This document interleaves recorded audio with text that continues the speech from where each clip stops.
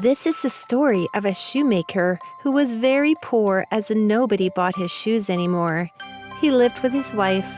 Now he had a cloth left with just one last pair of shoes. He left the cloth on the table and thought of stitching the shoe the next day. That night, 4 elves came to help the kind man. Till the morning, they have made the best pair of shoes and flew away. In the morning, the shoemaker and his wife were amazed to see the pretty shoes.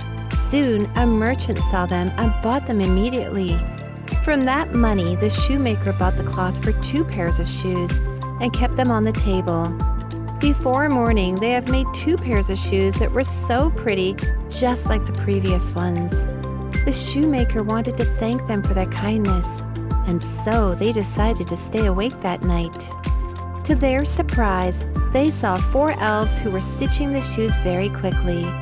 The couple decided to give them something in return. So they stitched the best clothes, including the cutest shoes, for the elves and left them on the table the next night. The elves were very happy to see new clothes, and they soon flew out, never to be seen again.